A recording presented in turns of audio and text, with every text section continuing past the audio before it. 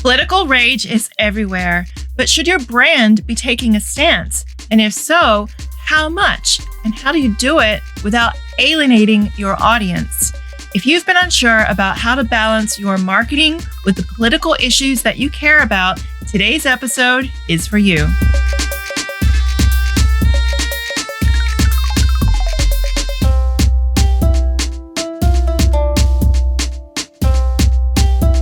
Welcome to Hexotica, the place where creative misfits craft self-reliant lifestyles of time, location, and financial freedom. I'm your host, Christine Rice, and this is episode 27.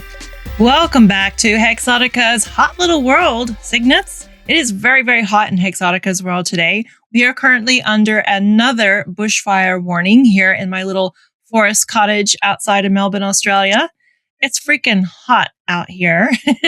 And I'm so goth that I have to stay inside because I am fearful of spontaneous combustion. So I try to not get any sun exposure on days like today because it's like an oven. The heat here is very, very dry. It is literally just like an oven. Very, very unlike the very damp heat that I grew up with in Atlanta, Georgia. And today, what we're going to talk about is my being American in Australia. Even over here, I mean, really, no matter where you are in the world, you know that there's so much political upheaval and rage and stuff going on online. And there's so many crazy lies and more lies coming out of the American oligarchy that have made it very difficult sometimes to show up online.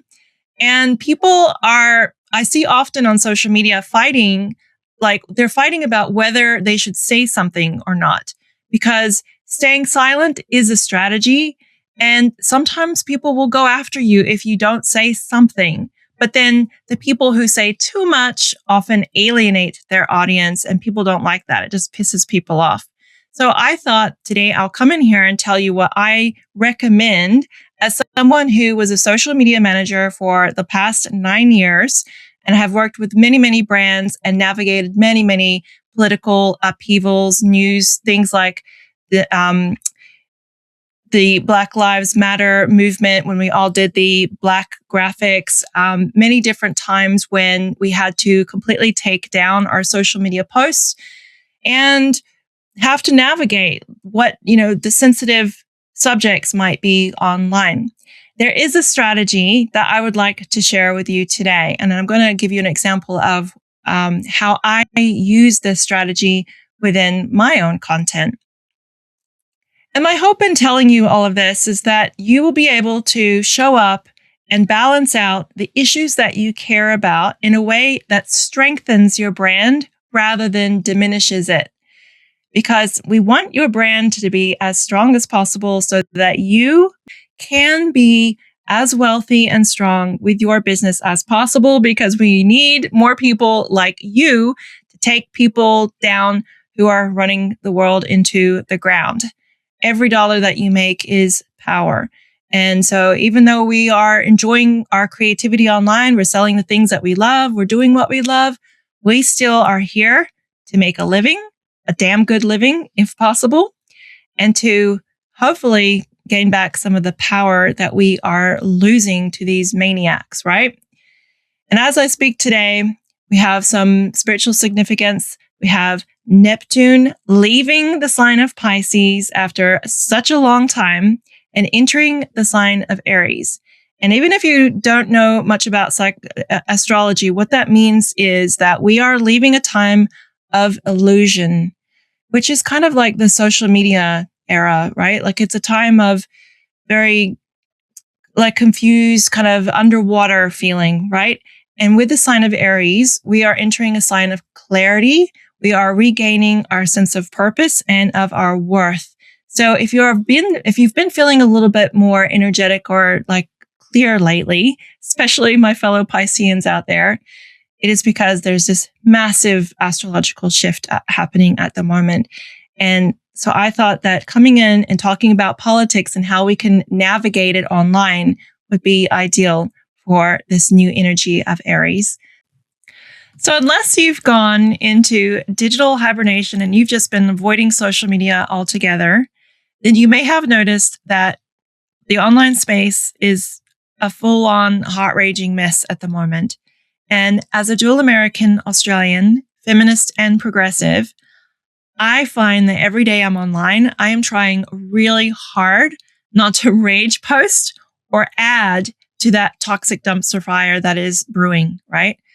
I used to just share all kinds of crap and just spill out every thought and emotion on my Facebook page, for example. And I have brought a lot of that down because I started to ask myself, how helpful is this for people? If people are informed, if they're getting their news from good sources, and there's lots and lots of influencers who are giving good information, then me as a marketer and a business owner and someone who helps businesses, I'm not actually helping people by sharing this pure raw anger constantly. So I cut a lot of that down. But still online, I see so often there's so much viral misinformation being shared. There's fake AI videos being shared. And there's people who are in full on emotional spirals, making opinions and taking hot takes that are just adding to this general sense of people not wanting to be online at all. Just a really unsavory, rage-filled hot laksa at the moment. So I don't want to add to that. And I know that most people, even though they're really angry, don't want to add to that as well, right? So I'm not here today to talk about politics or specific recent events. I'm here to help you navigate through the emotional gauntlet that is the internet right now as a business owner so that you and your brand can show up in the best way possible for both yourself and for the people who follow you, especially if you're feeling as much rage as I am. And to do this without pissing people off or giving your ideological enemies the satisfaction of knowing just how angry you may be. So, this advice that I'm sharing today comes from the core of how I teach brand messaging inside all of my SWAN transformation marketing strategy mentoring programs. It's about helping online business owners and content creators craft the content that doesn't just react to events, but that also helps their audience transmute emotion into clarity. And this is true not just for political emotion, but also for all the things that are keeping them up at night. This is part of what brand messaging can do. Brand messaging strategy 101. Words channel energy. So channel wisely. Now, a brand messaging strategy is the difference between just posting content and actually saying something meaningful that will be understood by the brand's target audience. So it's the system that shapes your voice, values, and key messages so that your audience knows who you are, what you stand for, and why your brand is worth paying attention to and why you are worth trusting. So as business owners, we post to grow our audience, to connect with people, and to sell our products and services. Sure. But as users, when we scroll online, we are looking for connection. We're looking for reassurance. We're looking for inspiration, and we're looking for validation. And sometimes, especially if you're neurodivergent, you're just looking to alleviate your boredom, which is often a sign of an anxious or dysregulated nervous system, right? That's when we get stuck into it and we can't stop scrolling on TikTok late at night. But mediocre content creators believe that their content should align with the energy of the moment, right? So their goal is to simply be relevant, right? The message is, I'm just as pissed off as you are, so I am going to, share this crap to show how pissed off I am, right? And that's an important aspect for showing solidarity and support, right? So they may be tempted to share, mirror, or add to the triggering rage bait, the misinformation, and the intensity of the emotion. And that's what I see so many people on Facebook still doing, right? They're just adding to this emotion and not checking sometimes what they're sharing. And while these messages may often bust through the barrier of making your brand look complicit, in denial, or not taking any action, they won't help you or your business stand out or be memorable. And this is because when the political content is not aligned with the brand messaging strategy, it's going to come off as performative. Performative messaging is forgettable. It's commodified thought. It didn't come from you or your brand. It's not really genuine. It's too much just sharing because everyone else's content, and it can come off as herd-like behavior instead of leadership. People want and need leadership, especially in stressful times. And I want to say to you now that as a business owner or a content creator, you're not a part of the herd. You're showing up here as a leader.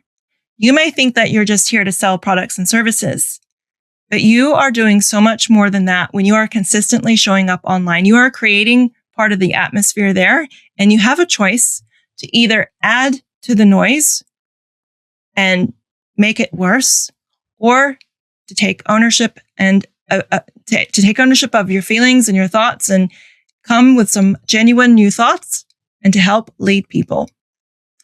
And if you are a scroller and you're on looking for validation, reassurance, you are feeling like the world is crashing around you. And when you see a business that is taking a step up to be the leader and to present inspiring, informative content that helps to resonate and bring them up, what do you think that they're going to think about your brand and you as a content creator? What do you think they're going to do when they see someone doing that, giving them what they need? They're going to trust you. They're going to remember you, and they're going to come back to you. And that's going to strengthen your brand. So that's at the core of what a brand message strategy is about. It is leadership through your unique brand voice. And it's strategic messages around the issues that are on brand. So when there are issues that you and your audience are really passionate about, it is an opportunity for you as a content creator and business owner to take leadership. But the good news is that you don't have to directly talk about politics here. There is a way to do it when it is aligned with your brand strategy. So let me share how to do that. Posting political content, performance versus leadership. Now, kick-ass content creators who go viral, get reshared like crazy, and get followed do one thing differently than those who temporarily blow up. They transform the energy that they find online. They're not just showing up and playing their small part in amplifying important messages or news events, right? They are channeling it into specific desirable outcomes for people and for their brand. Now, this is the work that I have spent years studying, testing, and teaching. How to do the emotional labor for your audience through language and without burning out. Leadership is recognizing what people really need in times of crisis and giving it to them. So let's review what outcomes people desire when they are scrolling and searching online, especially at political crisis time like right now when so many people are suffering. Because knowing these desired outcomes will help you channel the energy that people don't want into energies that they do want. You see, that's kind of the goal here. And this will illustrate how you don't have to create content that is directly political to be aligned to your brand messaging strategy. Now, the copywriter Drew E. Whitman succinctly listed all of the reasons why we do anything in life, are all of our desires and needs, in order in his kick-ass book, Cashvertising. Now, you can go and look that up yourself, what all the different desires are. But when I'm crafting content during emotionally volatile moments, I run it through one filter: human desire. The desires that he has laid out and that are universal. What do people want? What are they desiring? What are they driven by? What drives them, right? Drew Whitman calls these the Life Force 8. and it explains almost everything people respond to online. It's one of the copywriter's secrets. So, for example, the number one human desires people have, number one, is to survive, to enjoy life, and to live a long time. So, with the general feeling of survival being threatened due to political upheaval right now, you may want to focus your attention on what helps people survive, what helps them thrive, what helps them live longer. It could be something that you offer in your business, such as self-care, financial resources, a calmer nervous system, or it could be simply assurances that their fear and anger are justified and that it's perfectly normal to feel as scared as they are because their lives are threatened and they're feeling threatened. Their survival is feeling threatened. Now, another example would be the human desire to be informed. There may be news issues relevant to you or your industry that you can choose to inform your audience about. Changes in visa applications where women can access reproductive health care if you work in women's health. When you focus on human needs first, your content can be political without deviating from your brand messaging strategy. Now, to be informed was the need and desire that I strategically chose to meet in my podcast episode, number 25. I'm an American living in Australia. Here's why I do not recommend moving here. In that episode, I covered all the ways that Americans seeking to leave the US could apply to live in Australia, including all the pros and cons of living here long term, right? It was not directly political, yet it did directly meet a need that has been on the rise due to the politics in the US, and it was helpfully informative. And helping creative people become self-employed digital nomads is a core part of Hexotica's brand messaging strategy, right? So there was zero deviation from my brand. No performance, no gestures without helpful emotional redirection. I hope that episode also gave a few people some hope that they don't have to stay in the US forever, right? I hope it inspired someone to start planning their future exit or even just, temporarily getting away overseas until the pendulum of power swings back in the other direction, because it always swings back in the other direction. When you create content that is focused on meeting the emotional needs of your audience, it will resonate with them more. It serves them better than the generic shared performative content. And it positions you as someone who understands them and who is a source of the emotional comfort that they are seeking when they scroll online. So Whitman writes, we either satisfy these desires ourselves in our own lives or through seeing others satisfy theirs.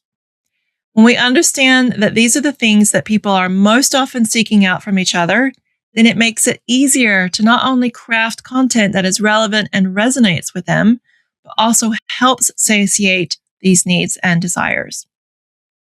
This means readers get not only a hefty dopamine hit from your content, they also remember you as the person who gave it to them. And that makes people want to come back for more. So, as you can see, the more you learn about human psychology, the better you'll be at crafting messaging that hits home and resonates with people. But directing people to action is also its own can of worms, right? Because we have to be very careful about how we tell people what to do online. We have to be very careful, especially with people who are emotionally exhausted by the things that they are experiencing.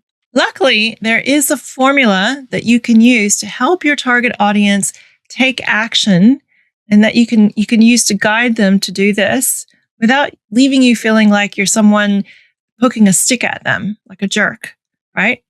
So here's how to transform the emotional state of your readers like a marketician. Transformative writing that resonates with people is at its heart persuasive. It persuades people to shift from one state of mind to another in order to take a desired action. And this is an art form that all online content creators and business marketers need to learn. You cannot sell anything without understanding how to persuade people to buy, right? But when you're not directly selling, you also need to be practicing your persuasion skills to help people feel good. When you help people feel good, they remember you. But as business owners, when people are suffering, we don't want to just show up and make people feel good by offering them sweet platitudes and emotional outlets, right? Like funny memes may meet the human desire for entertainment and relief from pain, but it may also make a creator or a brand look like they don't really care or that they're trivializing important issues, right? We want to empower people, and doing this emotional labor for your audience means putting in the work despite your own emotional state. This is not easy when you may feel tired, full of rage yourself, you're bored, or you lack energy to create content, right? But you have to rise above your own emotional state and serve your audience by doing the emotional labor for them. And the more that you do this for them, the more they will return the favor. Here are a few questions to ask yourself before you post. Number 1, how is what I'm about to share going to help my readers go from how they are feeling now, which is disconnected, bored, angry, alienated, to how they might want to feel? Your job is to create an energetic bridge for them by showing them a new perspective that may help them feel better. Number 2, how am I showing people that I understand their pain? People aren't going to listen to you if they don't feel that you truly understand or care about what they are feeling. Your content must show them that you get them and that you feel it too, which often means you've got to dredge up that pain and remind them of it and talk about it. Number 3, does my content tell a story? And is that story described specifically, viscerally, with emotion, drama, intrigue, and impact? Stories are what people remember. All you have to do here is share a personal anecdote or something that you know that either really happened or that you heard about or even imagined happening. Number 4, does the content have a point? Why are you posting? What's the goal? What do you want to help people feel, learn, or do? The point is the place you're taking people when they cross that bridge, right? Make it worth their while. Number 5, what solutions are you offering? And finally, you need to give people a path forward, fresh point of view, ideas, hope, or actionable things that they can do. Now, this part is critical if you want to actually influence people. Be sure that you understand who you are talking to and that your solution is in line with who they see themselves as now, or you're going to lose them. Any solution that you offer needs to help your reader take ownership of the issue while keeping their identity intact. So, for example, I would use empowering language to underline any solutions or ideas with an empowering tone by saying things like, look it up yourself, or think about how we can change our approach to this issue. Any solutions that you offer beyond simply lifting people's moods up need to ask people and help them want to do it. You cannot tell people what to think, how to feel, or what they should do. That's the golden rule of effective persuasion. It's better to suggest, to recommend, or point things out to give them new ideas to consider if they choose. That's one thing that I've seen a lot of pushback on with bad content over the years as a social media manager. When brands or content creators lack persuasion skills, it pisses people off. And then you'll find in the comments of the things that these people post, don't tell me how to feel and let people being angry, for fuck's sake. So if you want to avoid collecting a bunch of angry haters in your comments, make sure that you keep your messaging and persuasion fundamentals in mind. And if all of this sounds like simple common sense to you, then congratulations, because you either have a very high social intelligence or you are very neurotypical, because I know for me and for many other neurodivergent people like me, they'd probably agree that seeing good messaging and the psychology of it all spelled out is tremendously helpful. I personally do not find that messaging comes naturally to me. I need to actually see formulas or see what's happening behind words to understand the effects of them. So I've had to study and practice it. And that's what I encourage you to do, is study human psychology and know how to persuade people and not piss them off. And also notice what's going on social media. Like when you see somebody post something and it doesn't land well, look at how they've written it, what exact words they used, and see what might have pissed people off. Often you'll find that they're not allowing people to make the choice to do something, or they're attacking somebody's identity or how they see themselves. So you have the power to make somebody's day. So don't be afraid to speak up. Don't be afraid to go ahead and post your own opinions and thoughts about what is happening in the world, especially if it's aligned with your brand strategy. So if you've been silent, confused, or emotionally charged up because of politics of any beliefs that you and your audience share together, I hope that you found these brand messaging strategy tips helpful. I hope it helps you create better content that will connect with your audience and help them feel better to be online. I hope it helps you feel better to be online. And it will be a better bridge between a brand just doing business as usual and a brand that actually gives a shit about what's happening. I know it's a crazy time out there at the moment, and it may get even crazier over the next few years. But people want to hear from people right now. They are craving connection. They're craving new perspectives, opinions, and ideas, even if they are challenging to what they may believe or feel right now. They want to hear from you. Yes, you. Just remember, there's a 1% secret to content creators, that most of all the people that are online are not creating content, and that all the content that you are seeing on social media, it's 1% of the people who are actually on social media. That is a statistic that is data backed. I wrote a whole blog post on it. It blew my freaking mind, but it's true. So you as a business owner showing up, you as a content creator showing up, you are part of that 1%. You have far more influence for just showing up than you giving yourself credit for. And though it may seem like everybody else is speaking up at the same time, the truth is that the majority of people are lurkers and they're consuming, but they're not creating.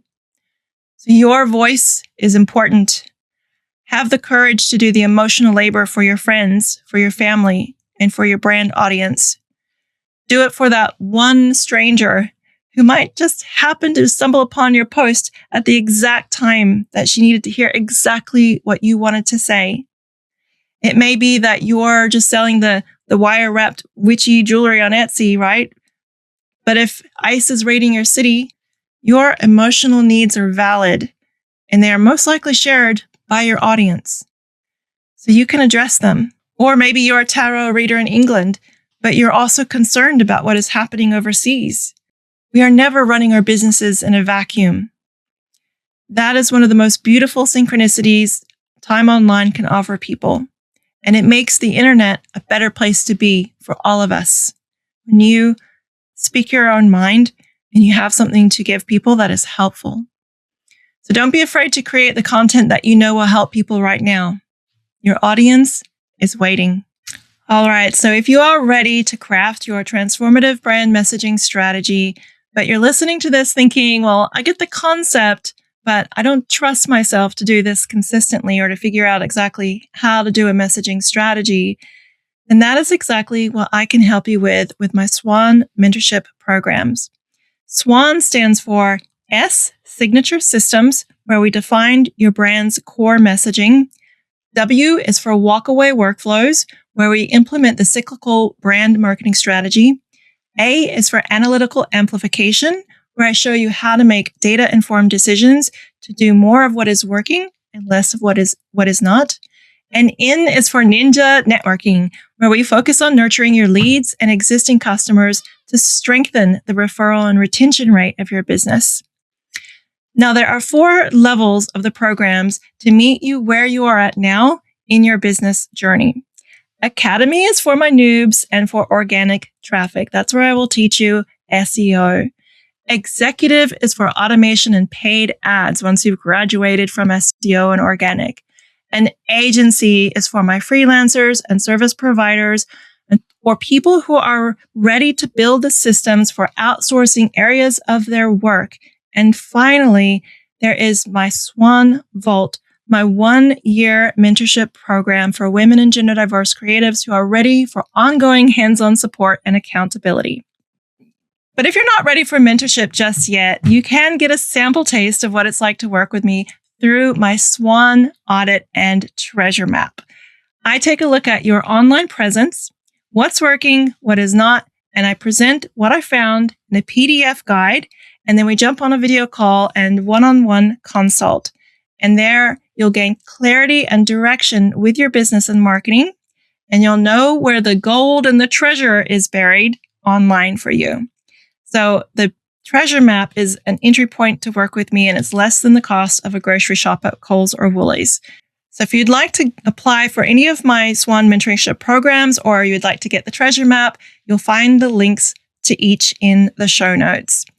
So you can start digging and find your treasure online. Now, brand messaging strategy is a money-making skill. Learning this skill is a great investment.